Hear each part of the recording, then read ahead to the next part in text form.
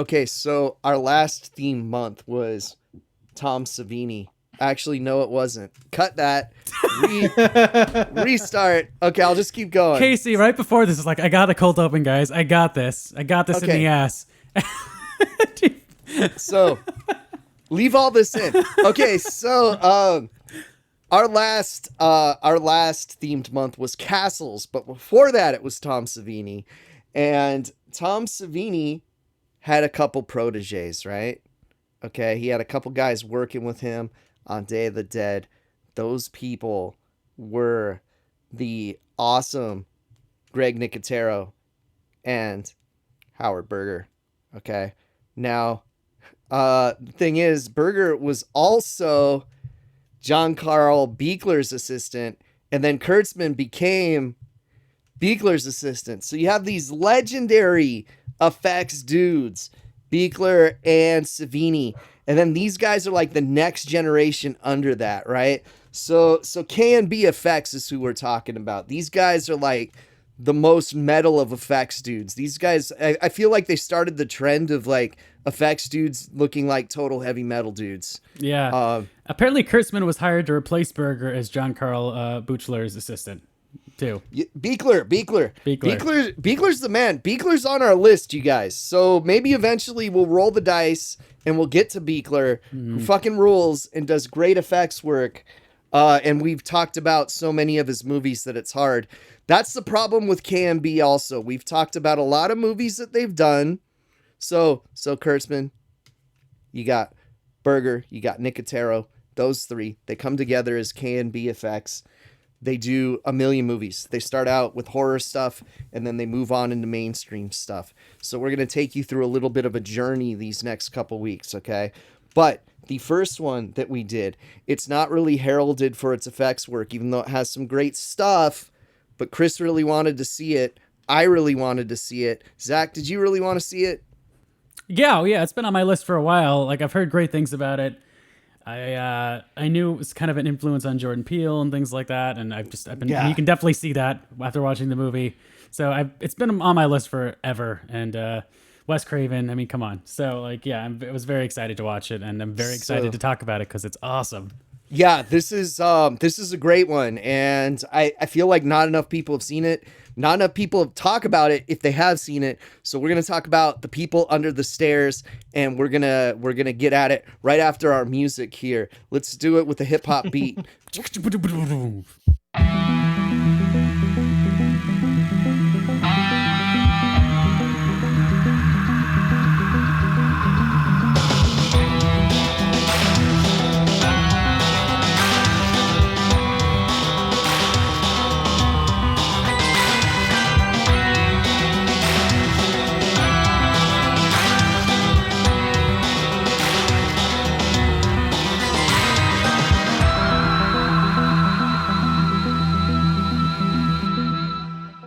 Welcome to another Mishable podcast, Horror Decomposed. My name is Zach. With me today, the Criterion Kid, Chris Pistol. Hello. Professor Casey. I should be the Vinegar Syndrome kid after this weekend, man. Yeah. I bought so much stuff. I mean, I can introduce you as that if you want, but I mean... It makes me sound like I'm a douche, though. Yeah, no, I'm good. I have to go in and actually see what the majority of DVDs I have and Blu-rays I have to see if I can actually qualify for as the Criterion. You might kid. be the Shout Factory kid, Chris. The Scream Factory kid. I don't know. I probably just will have to stick with Criterion Kid. You got me into Criterion, Chris. You're always the Criterion Kid in my heart. The gateway. It's the gateway drug. So, should we just jump right into the feature scare? Do you guys have anything else you want to jazz about before? Monsterpalooza. Oh, right. We did Monsterpalooza. Should we talk? Yeah.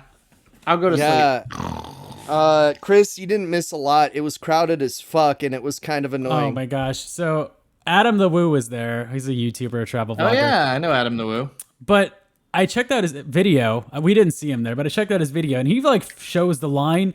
It was huge. Whoa. We got there early, so we did not see most of the line. My ass was there before 8 a.m., man. Yeah, we were there early. That's good. But Justin Scared was there, too. He might have been. I was the YouTubers. But I brought some donuts. Ernie came in. Ernie's girlfriend actually came in with the breakfast burritos. It was a good time. Yeah. But the line was insane. And this is after major cancellations, like Robert Englund getting COVID and having to cancel the whole thing. Oh, Hope you're getting better, Robert. Today's On your his birthday. We love you. Yeah, happy birthday, Robert. Yikes. But Monsterpalooza itself, I think if you've been to one Monsterpalooza, you've kind of been to them all in the sense that they're all laid out very similar. The regular Monsterpalooza at the Pasadena Convention Center. And people tend to get their old spots over and over again, but there was some shifts this time that made us lose some people a little bit. It's very much sensory overload. All these booths, there's amazing artwork left and right, models and gremlins and zombie playsets and Freddy Dream Phones. And then you have your makeup demonstrations, and they were doing like a whole Braveheart thing this year. I mean, I feel like just because of COVID, people are just like so ready, even though it's not completely gone away, as Robert Englund can testify. People are just so ready to get out and do stuff again. Yeah, I definitely had my mask on. People are so sick of things being canceled that, mask or not, people are going to show up in droves to stuff.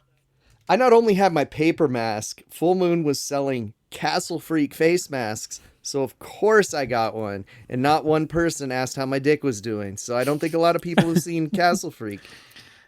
I don't know if it's like that Castle Freak makeup is that iconic that people can name it right off the bat. Yeah, they probably thought I was a generic zombie or something. Yeah, I mean, it just looks like kind of a zombie mouth. I mean, I've seen a lot of horror documentaries, so I'm at least aware of a lot of stuff, even that I haven't seen. And I don't know if I've ever heard anyone talk about Castle Freak outside of us. Yeah. It's a niche movie for sure. It's niche. It's very niche. Like one of the most niche of Stuart Gordon's kind of, I don't know, like his horror work. Yeah. I don't know, because I also picked up From Beyond on 4K. So I can't wait to see that. That's going to be really pink and blue, man. It's going to be great. It's going to be the color out of space all over again in 4K. I think I'll just hold out for the Vision Pro edition, where I can project it across my entire retina. Mm-hmm. Yeah, I'm glad that Vision Pro decided to steal their aesthetic from the Macho Man Randy Savage. It's looking pretty cool. But I just want to know if it comes with the treadmill like Ready Player One.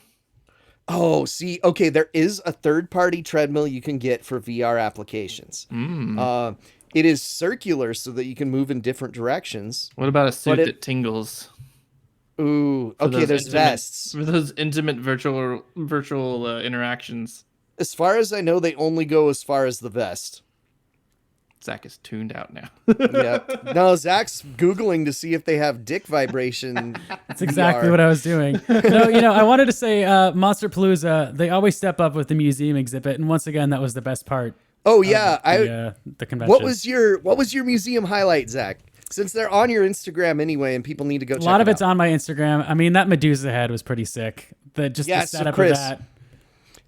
Kris and the listeners, they had a mirrored shield facing you, and then they had a Medusa with light up eyes facing the shield. The Medusa head from Clash of the Titans. So she turned herself into stone, kind of. Yeah, perfect replica, light up eyes. It was really cool. I would honestly say though, I had a few highlights that I really liked. The Swamp Thing, life-size Swamp Thing, that looked was great. Amazing. I'm a huge Swamp Thing fan. Also, the life-size Mothman was pretty great. Mm-hmm. Huge fan of cryptids. And shout out to even though it wasn't like the coolest thing there, the life-size Mojo from X-Men. Fuck yeah, bro. Fuck yeah. I love they had like a diorama for the Thing, which is just like the guy in the poster, but it just looks so great. There's like a light shining from his eye that's like rotating. He has I would be less impressed if I didn't have the NECA figure that does almost the exact same thing. Yeah, I know, but like I don't, and it looks awesome. I need that figure. He has like the alien parasite on his back. Looked great. Which the figure does not have. It just has the light, so there's one that was there. super cool. It's just, I mean, that whole exhibit, I mean, you got the killer clown masks, which we see like every year, but they're always impressive in person. Like the actual like replicas of the makeups. There's just so much detail into those. Everything there was great. It's just sensory overload. As far as pickups, I've added to the trick or treat t-shirt collection. I think I'm up to 8 now. But they had a sick one that says Sammy Kerr lives on the back. That was from Cavity Colors, who I love that they keep coming and they always bring something that I want. Also, I picked up a bunch of shirts, but I did hit up Vinegar Syndrome for some 4K movies, so I will talk about that on the show as well. I had to be a good boy, though, because I'm going to Florida next week. So. Yes, that's why we're recording so early. My cosplay of the show, I don't know about you, Casey, but my favorite by far was the Invisible Man that we saw in line. This dude ruled. Yeah. So he had like great. a whole setup. Like he was clearly hidden in like a coat, like with like a black sheet or something over him. But he has like suspenders in front of him, a hat, like a face bandage that you could see through. Like, cause his head is like hunched over, like kind of almost like the hunchback. He's very much hidden. I don't know how he went to the bathroom in that thing.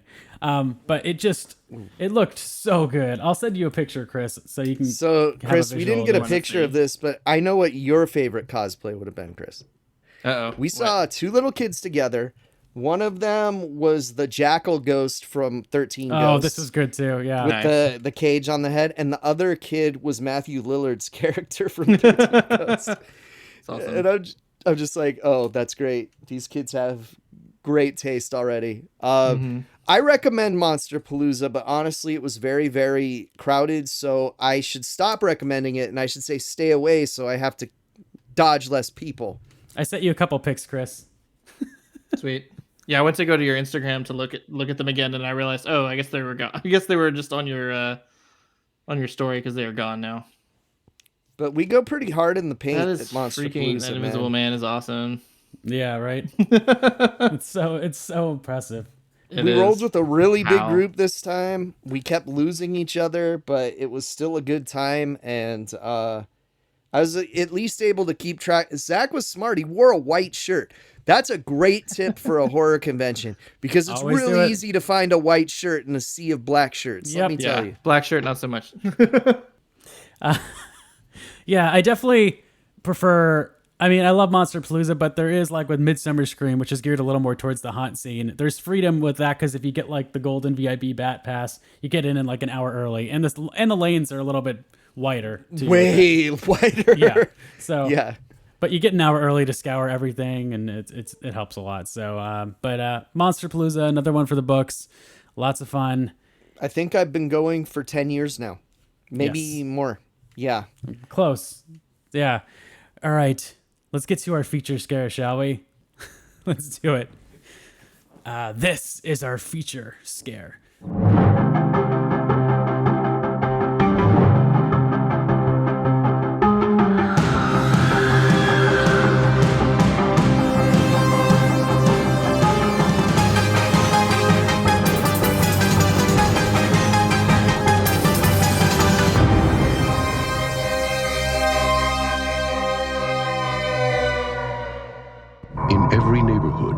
There is one house that adults whisper about and children cross the street to avoid. Now, Wes Craven, creator of A Nightmare on Elm Street, takes you inside. Something's in there. We gotta get out of here, Leroy. All sorts of rumors about what goes on in that house. The police never took it serious. She's been feeding that thing between the walls again. Very, very tense about this. What goes on in this house is a sin. But what goes on under the stairs is a nightmare.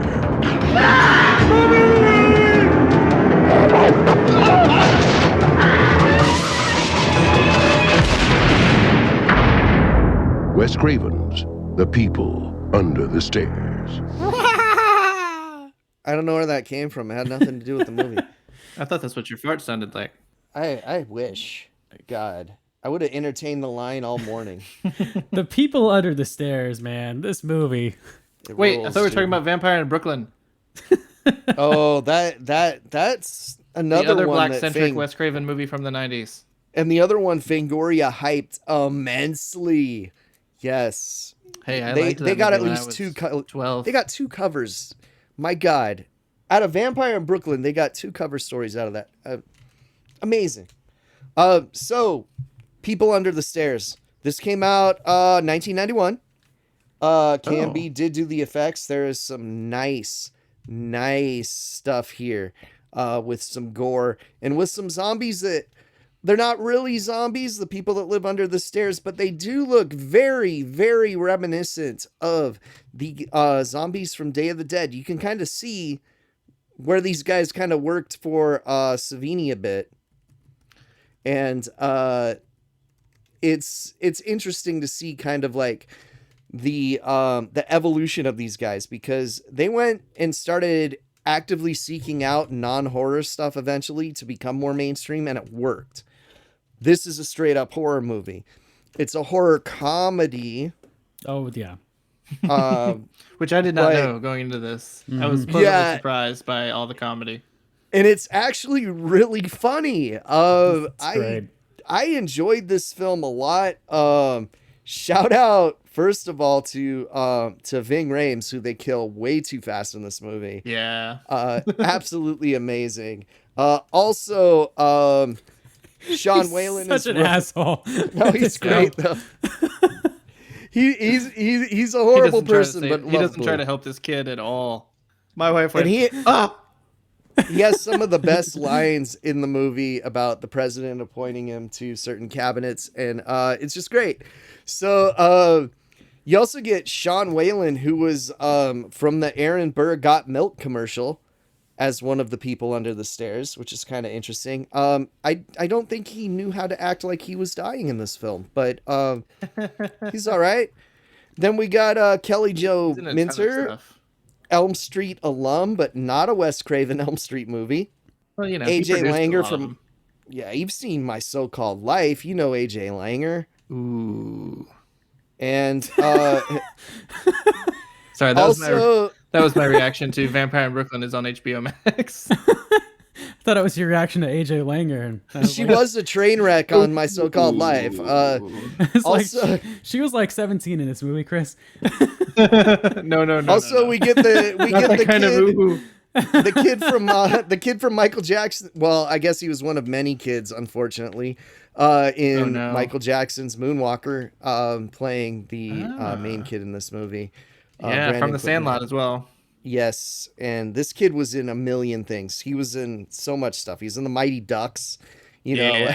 Yeah, he's been in so many movies. And I got to tell you guys, he's so good in this. He's playing a 13-year-old in this movie, okay? I was 11 when this movie came out. A lot of kids, I didn't see this movie until a few years later. I missed it during its theatrical run. But dude, he looks so much smaller than 13. He does. He looks like an 8-year-old. It's crazy. Yeah, he's probably like really 16 though. You know how child actors work. But no, I knew a lot of kids that did see this in the movie theater, and I gotta tell you guys, this movie fucked some kids up when I was a kid. It goes hard. It goes so hard. It goes so hard, and this kid's in danger for most of the movie. And while it's lighthearted, the shit happening to him never is. Yeah. There's a disembowelment. And good one. And then eating of the disembowelments. Yeah, and eating people's hands and stuff, and dogs eating people, and people eating people. It's just awesome, dogs man. Eating dogs. Yeah, this is like, I don't know, like, this is one of the better Wes Craven movies, in my opinion. I agree. And I love the guy's work, and it does not get talked about enough. Yeah. And I don't know if it's because people just haven't seen it. It had weird distribution for a long time. It was hard to get a hold of. I remember seeing it in my video store. I remember seeing that box in my video store growing up.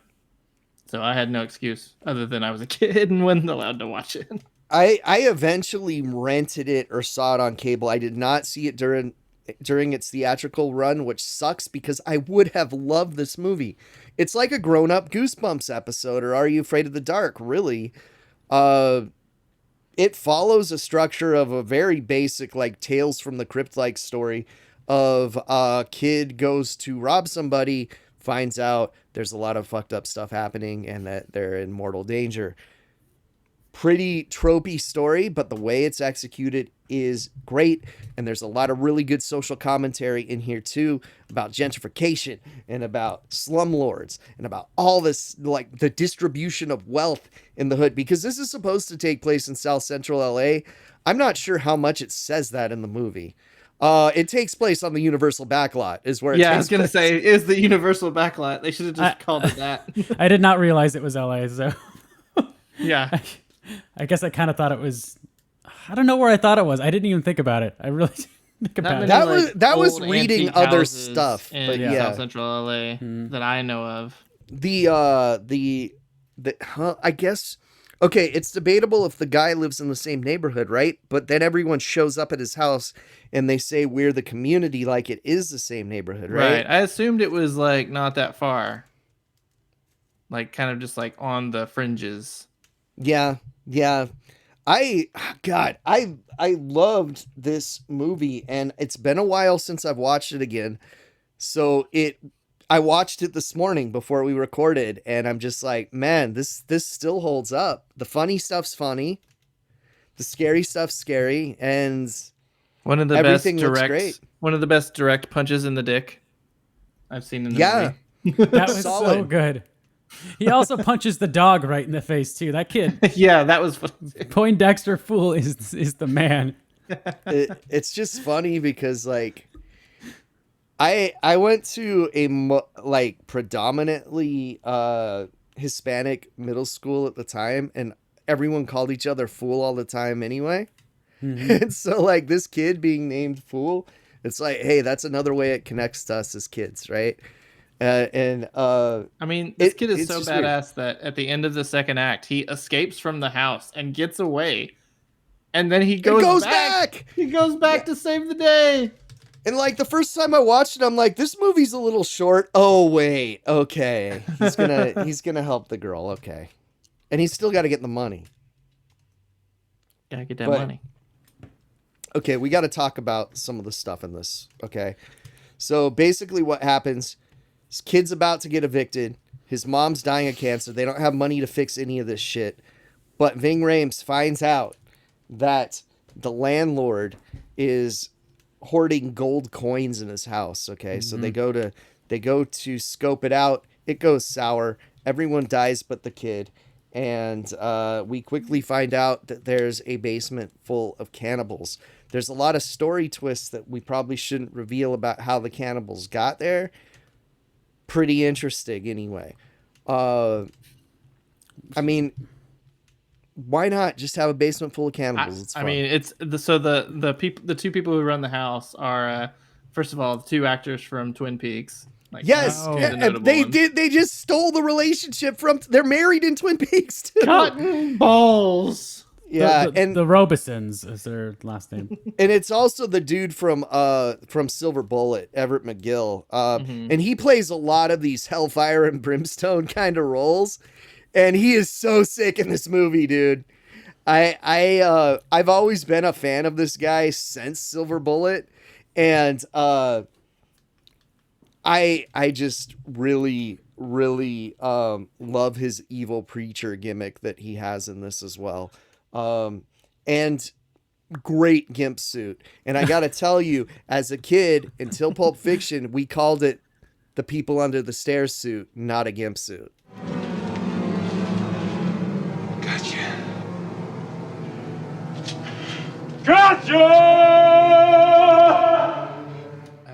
Well, it's so funny because it's like clearly like such a constricting suit that he's wearing, and there's no real reason for him to wear it other than he just gets off on wearing it. I think it's supposed to be body armor. He puts it on and takes it off multiple times in the film. Yeah. That could not be easy to put on and off. It looks tight. It looks like uncomfortable. There's like a scene where he's trying to look up the chimney and he clearly can't see shit. So he takes it off. And he's like, I can't see shit. It's his hunting gear. Yeah. So I think it's supposed to be like leather body armor, but maybe I play too much Dungeons and Dragons. You know what I mean? But like, yeah. I think it just tickles his fancy. Probably both. We find out things about him that it's probably both, right? So Poindexter is like stuck in this house. His, I guess, sister's boyfriend was just like killed by Everett McGill's character, who is just going apeshit with a shotgun in his house. The house really is a character in itself. It is an insane maze of booby traps and thin corridors and like hidden walls hidden behind like the main structure of the house. Secret vaults. Yeah. If you somehow if you somehow combined this movie with The Burbs, it would be like the perfect movie, because I love The Burbs with all my heart, but I was always kind of disappointed that we didn't get like more stuff out of the house that's in that movie. And it's like, this is what I just always imagined that house to be like. It's probably the same house, honestly. I mean, exterior maybe, yeah. It's just, I don't know, man. Like, I feel like it's still like a little too dirty for my taste, because I feel like the crazy mom would have been a little more of a neat freak, but it's still cool. It's still cool. It's a decision Wes made. Wes knows more than me. I'm fine with it. But you gotta have it be creepy. Yeah, It's gotta be creepy. It's just phenomenal, like how invested you get in Fool very early on, just because he's such a nice kid, and he's trying to do right for so many people, even though he knows he kind of has a hard time doing it. And he's just a really likable dude, to the point where you're not yelling at him for being stupid for coming back. You're like, get that motherfucker, Fool. Yeah, come on. Well, he can clearly hold his own. Yeah. Not too worried about punch him. you in the yam bag. It's great. So, like, one of the central relationships in the movie is he meets their daughter that they are horribly mistreating. If she loses a fork or a piece of silverware, they will punish her with like lashes, and like it's. I mean, who horrific. loses a fork though? Yeah. Come on. So they treat her terribly. She has befriended one of the people under the stairs that escaped, Roach, played by Sean Whalen. And if you don't know his name, he's that guy. Like, you'll recognize his face. No, like I said, he's the dude from the Got Milk Aaron Burr commercial. Yeah. Where he can't say Aaron Burr. You'll definitely recognize him. He's got a very recognizable face. I feel like I do know him from that immediately like clicked into my brain, but he's also been in tons of other stuff like Idle Hands. Oh, right, yeah. And he had a featured role on a TV show. I just cannot remember what it was for the life of me right now. Shannon's Deal and Grace Under Fire are shows mentioned on his wiki. Oh, it might have been Grace Under Fire that I'm thinking of. Yeah. So the daughter, played by Alice, has a friendship with this character Roach, and Poindexter meets Alice and Roach in the midst of like going through all these passages in the house. And he kind of finds out what's going on with Alice, and he finds out that Roach is friendly and is kind of trying to help him, basically. Basically, Alice is basically telling him you have to go further into the house to get out, but like you have to, go through these passages. It's a booby trap. They have like locks on all the doors. They can lock down the whole place. They have so many different switches. They can turn something into like a little slide, like a chute that goes down. And they have a dog who. Move over, Cujo. This dog doesn't fuck around. Okay, hold on though. He's also kind of incompetent. there's a scene where the dog is breaking through the door and starts biting the kid's shoe, where the dog has the sweetest face and is clearly playing with this kid. And you're just like, oh God, all these, if they did not dub these growls over, you would just have the most adorable, playful dog. I also love Rottweilers though. The actual dog is really adorable, but then they made this like monster dog puppet that can be made to like cut in between shots, and it's like there's such a contrast because the actual dog. It was also used so for cute his. You can tell. Used for his dying face, hilariously. That shot is very Muppety puppet man. It reminds me a lot of the dog puppet in The Sandlot. Yeah. I'm wondering if did KNB do that as well? Because they might have, because that was like 2 years later. So. I don't know, but that was around when they were trying. Because I mean, KNB's done all kinds of shit. They did cows for City Slickers. Come on, that's like amazing, right? Yeah. But that's actually our movie for next time is City Slickers. I'm down. Yeah, Jack Palance is he One was and Dracula, dude. It fucking counts. And he was also the great, you're my number one guy. Grissom. Loved him. So this film, guys, I thoroughly enjoyed it. I wish I had seen it earlier than this. Is this both of your first time seeing it? Mm-hmm. Yep. Yeah, but I mean, like, I wish it was my first time seeing it because it's so fun to watch. When did you guys start picking up that it's had some serious comedy vibes to it? Because it takes a while. I mean, when he's like blowing just shotgun bullets, just like ape shit through this house, like with no regard for what it's doing to the structure of his home. It was so silly. It was great. I mean, I feel like they're starting, or the third time the mother says "burn in hell." They start turning into John Waters characters a little bit, is what it seems like. When Poindexter punches the dog, just straight up like jabs him in the face, that was like, okay, this is taking a shift towards a comedy. I still don't like when movies are mean to the dog, even if they're trying to. I know. It was more gratifying when he dick punched. Or when Fool meets up with Ving Rhames again, Everett and McGill. he's telling him that the other guy has died, and he's like, "You think he was white before?" Oh, yeah. His hair turned all white also from seeing these zombies, which makes me think this guy is not cut out to be a burglar. Clearly, his tolerance for fucked up shit is way too low. If seeing a few cannibals is going to turn your hair white and make you die from fright. I mean, come on.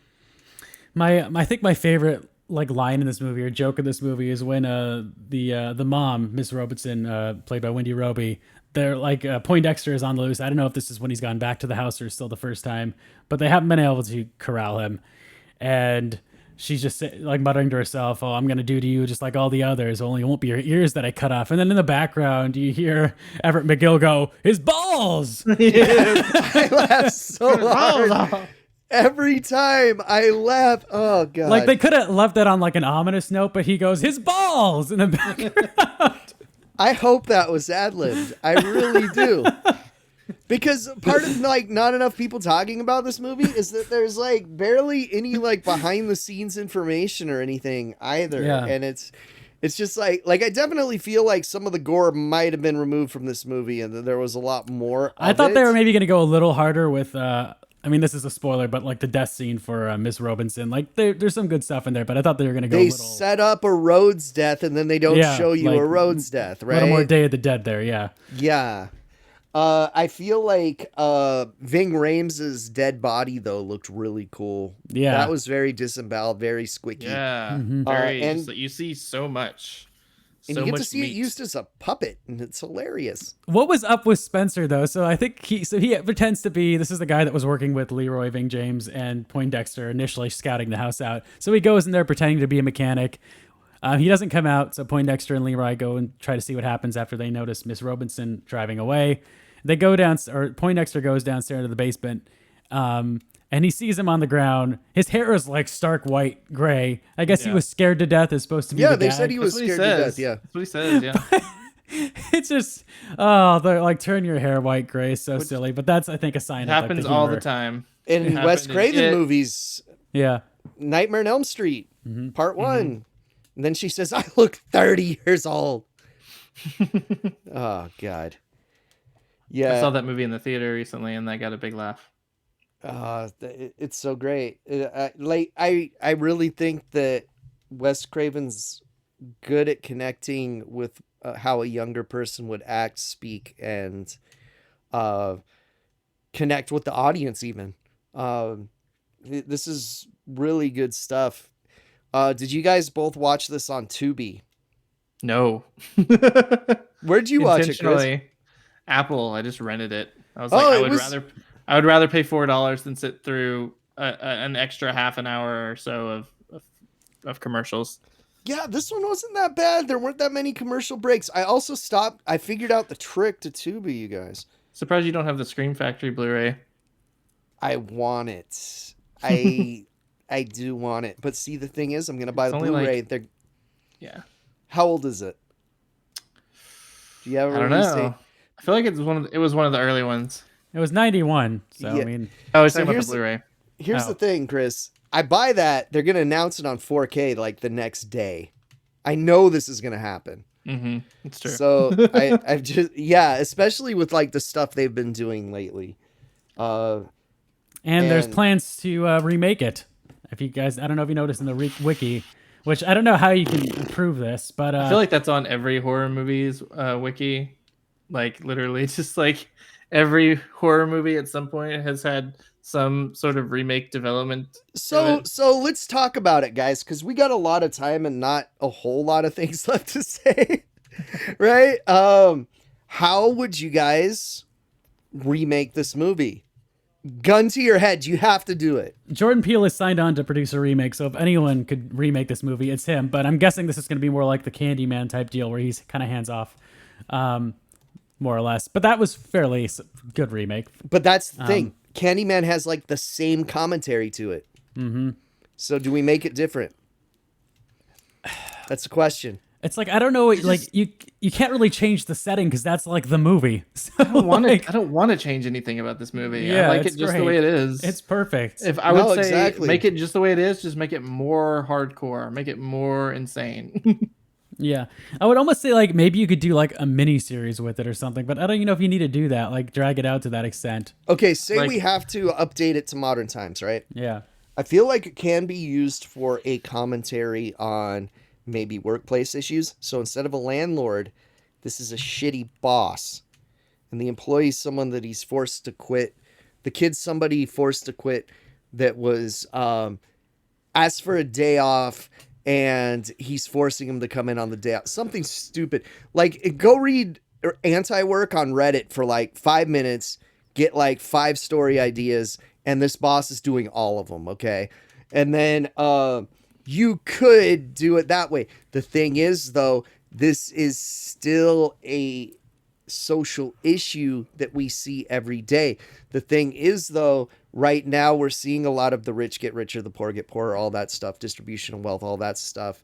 And I do feel like there's ways to tell the same story, but referencing modern events.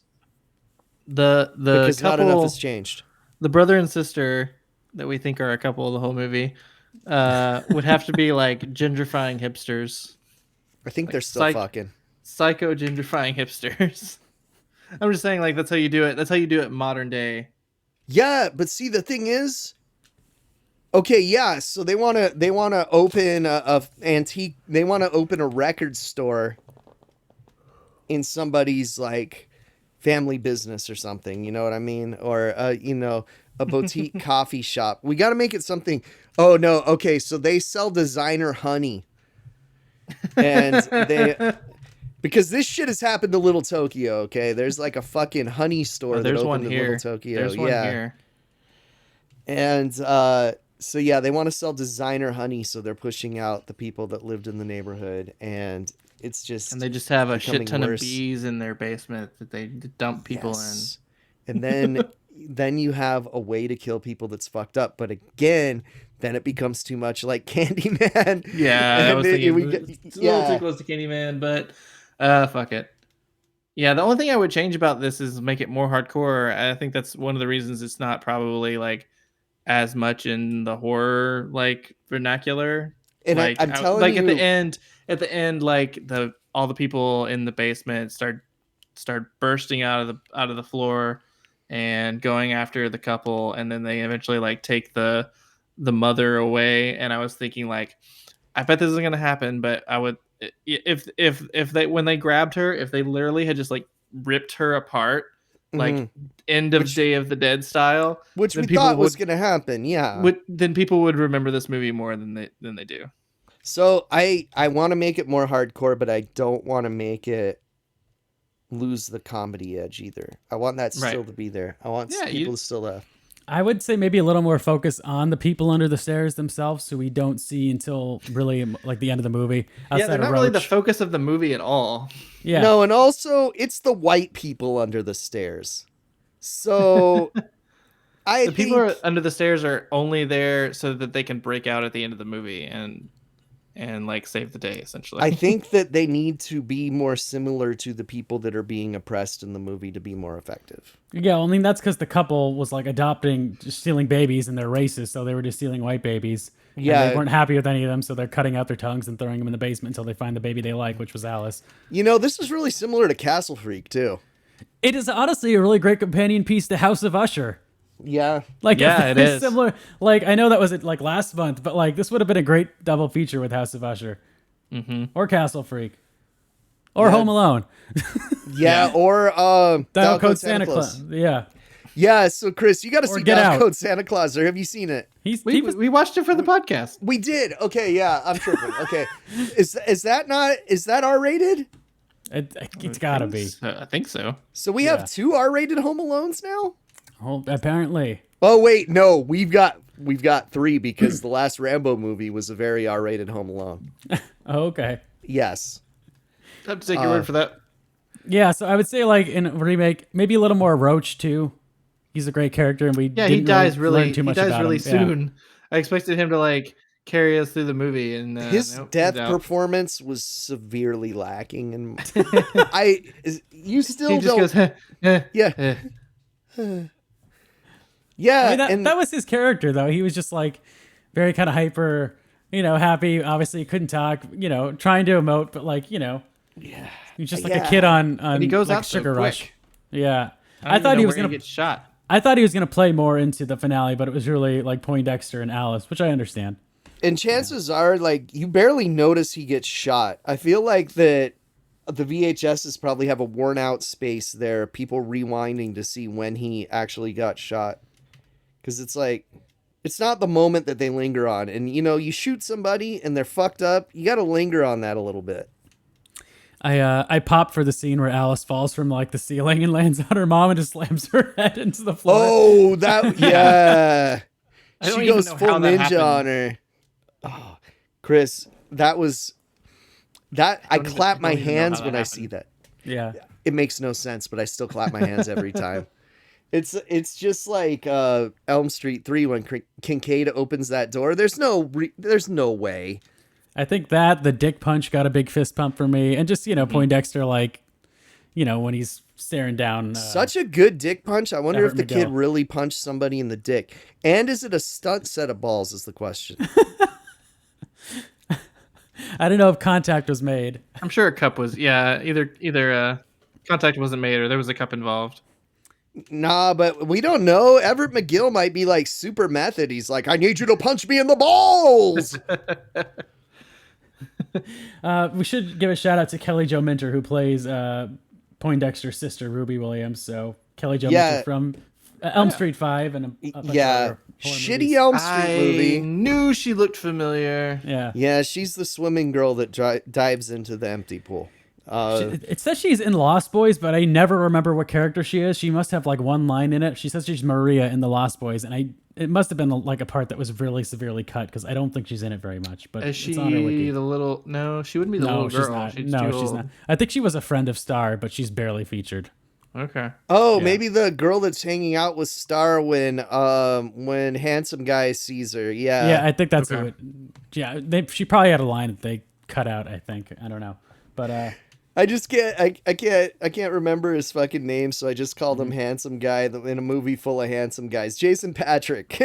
yeah. I mean, yeah.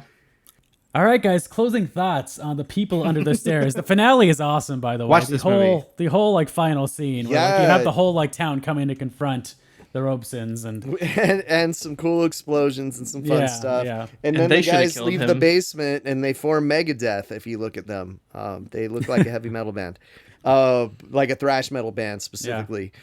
So I'd like to know what happened to the people under the stairs after they escape. Like, did they stay together? Did they all split up? And it was a little concerning because the boy Poindexter's like, "There's women out there," and I'm like, "Are you just telling him to go like take advantage of women?" yeah, that was a little problematic there. Yeah. And then the way the guy used his hands after he said that was a little.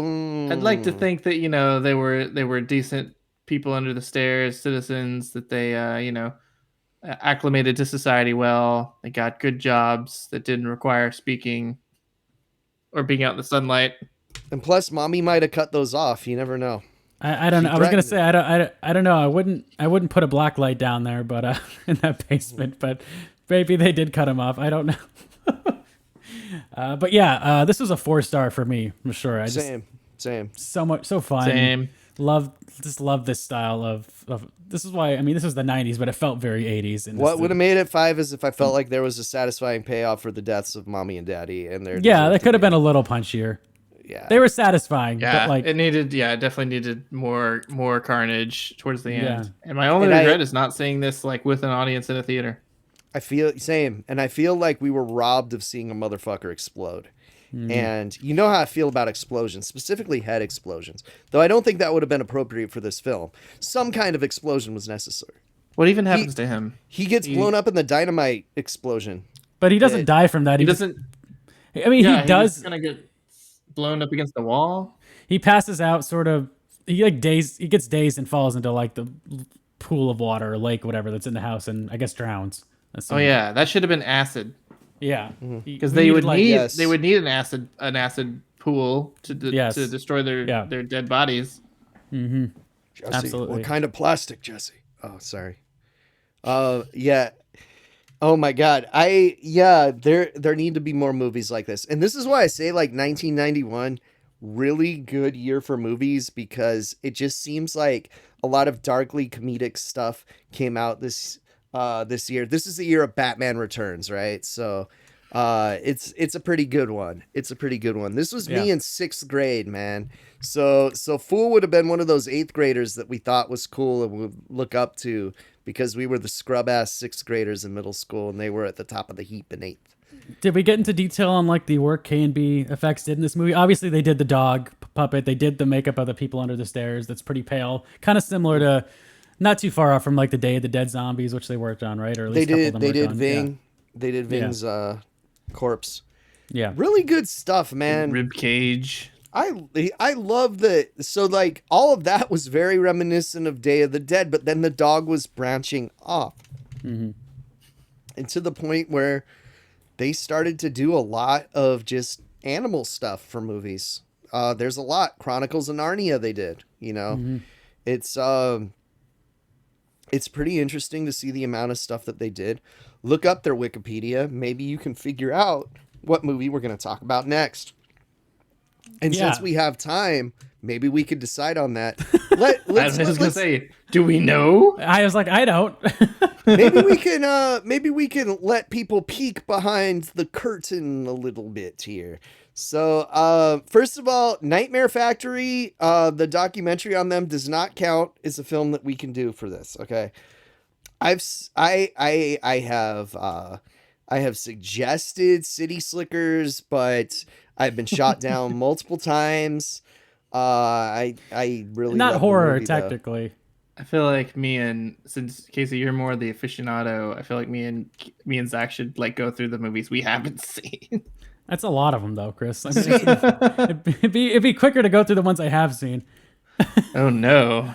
Yeah, let's see. I don't want to do Elm Street 5. I don't want to do Halloween 5: The Revenge of Michael Myers.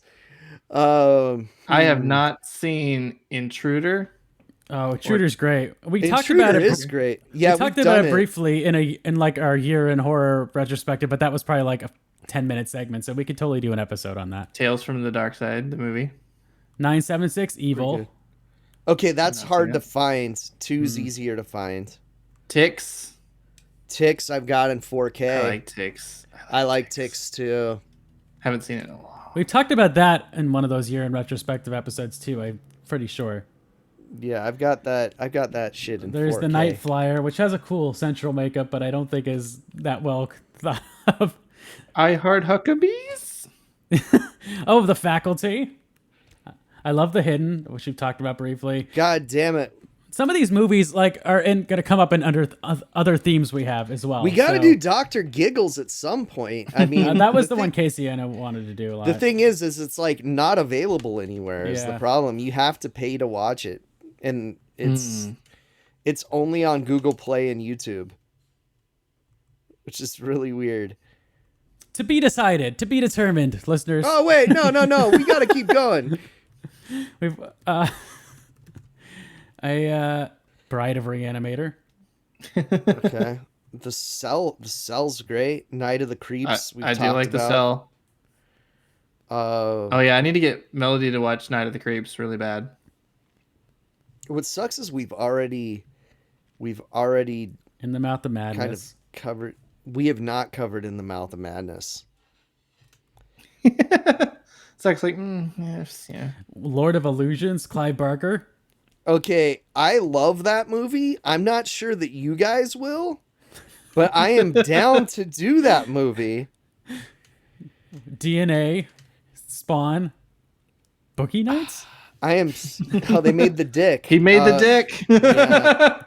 They made the dick in Boogie Nights. No, Phantoms. Oh, with Affleck. Yeah, Affleck's the bomb in Phantoms, yo.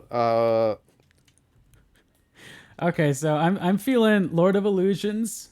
I'm feeling Lord of Illusions. Why not? I'd say Carpenter's Identity, but we Vampires. can't talk about it without spoiling the twist. I mean, I love The Faculty, but I feel like that we'll certainly got to do an episode on that. Can't at even some see point, I but don't even see Lord of Illusions on this list. it's on the Letterboxd list. I don't. Is it on the first page or the second page? Ooh, Ed and His Dead Mother. Just the Oh, name that alone. movie's great. It's basically Dead Alive, but it's a great movie. Okay, that would be an interesting one. But I mean, it's not as good as Dead Alive, but No. it's yeah. is this good podcast content, listeners? Yes. Hey, they want to know how we decide this stuff. This is how we Race. do it. We're doing Rat Race. I mean, there's 13 Ghosts, which I obviously want to do an episode on at some point as well. Rat Race? Did you say Rat Race? Holy shit! Really? I must be doing it. I must be looking at a different list. Yeah, I don't see Rat Race. I see Shark Boy and Lava Girl. But I. Okay, so this movie's pretty gory. Even Roger Ebert said the effects were good. Looking Italian with Matt LeBlanc. Yeah, we are looking at different lists. I'm trying to find proof that they actually did Lord of Illusions. It's on the Makeup Mavens KNB Effects group list by Cinemonster on Letterboxd, so I'm trusting this person. I'm seeing Makeup Mavens, KNB Effects Group. Yeah. Okay, Lord of Illusions company credits, IMDb, they're on there. From Dusk Till Dawn, but I mean, I feel like we've talked about that so much in passing. I mean, it's a just watched great that movie. I know you just watched it. I didn't like your rating. And plus, they're not even the only yeah. effects group that I don't know worked. what it is about that movie. It's I want all to right, love man. it. I want to love it. Just let it love Steve, you. Steve Johnson did like the big effects in that movie, though. Like they did the Nyx makeup and stuff. I don't know if we could say that that's really their movie. Lord of Illusions? Yeah, but I mean, we can. It's just that the Wishmaster? biggest makeup. Wishmaster? Oh, fuck it. Let's do Wishmaster. I love that movie, dude. Let's do it. Is that what we're doing? Sure. I All mean, right. we could do a whole episode on The Hidden as well. That movie's brilliant, but I don't know how much No, effects we've there are talked in that about movie. we've talked about The Hidden before on the show. Yeah, and another year in retrospective episode. You want to do Wishmaster? Is that what we're doing? Yeah. Let me see how much I really love. I would say that. I mean, Intruder certainly has the special effects to back it up. If you guys want to go full hog on that one. let's. I do mean, a- the poster is selling me. Intruder. Oh yeah. Don't. Oh Yeah. yeah. It's you also shouldn't have looked spoiling you. Yeah. It also tells you exactly who the mystery killer is in the movie. Well, bummer. Oh well. Okay, so listeners, it'll be one of the movies we've mentioned in passing in the last Yes. 5 minutes. So We'll figure it out. Tease there. In the meantime, you can follow us on Instagram at AMP Horror, as well as YouTube at the same handle, and Twitter. But make sure to follow us on Instagram above all else. Chris, where can they find you? I'm on the Twitter and the Letterboxd at Chris Pistol, and I'm also on the YouTube at Chris Pistol. I have a new episode of my cinema history No, I didn't series. Yes. Chris. What? Sorry, I didn't love Wishmaster. Never mind. Oh, Please check out Chris's History in Cinema series. It's fantastic. I just watched his episode on George Méliès. It's really great. And you can see Chris's beautiful face at the end of the episode, too. oh yeah. I almost wanted to film that again. Wait, did you But oh did you well. put yourself in the moon, Chris? No, I wish. Oh, that would have been so good, dude. Yes. All I needed was some whipped cream, and I probably could have done it. Yeah. You just get a cake and just. That's all you got to do. No, but he looked great in front of the green screen. So yeah, definitely check that out. I will put a link to that specific episode in the description. But yeah, it's fantastic. So that's Kris watches movies at YouTube. Casey, are you on anything right now? Letterboxd, right? Yeah, Letterboxd. I'm a Lucha Gringo. Also, PlayStation Network. Hit me up. We'll play some Street Fighter 6, bro. I will fucking spinning pile drive you into the dirt. Fuck your life. Bing bong. Bing bong. If you want to follow me on my personal account on Instagram or Letterboxd, that's Earth2Zach, Earth2 Zach, Z-A-K. I'm on Twitter as well at the same handle, but Instagram, Letterboxd are the better places to follow me at. Okay, we will see you guys soon with our next episode of I can't even say it. KNB Effects. We will see you guys soon with another entry in the KNB Effects group month. It's been really cool so far. People on their stairs. It's fantastic. So I'm excited to check out more of their work. I mean, we've seen they've touched on so many fantastic horror movies over the years. So and fantastic non-horror movies. City Slickers, bro. Yeah, it's just an embarrassment of riches going through their catalog and trying to decide what. See you all next time for City Slickers and City Slickers 2. The Curse of Curly's Gold. The Legend of Curly's Gold. Legend of Curly's Gold. There we go. Wow, Curse would sell it to the horror audience a little bit better, you know. Take it easy, everybody. Fu, you okay?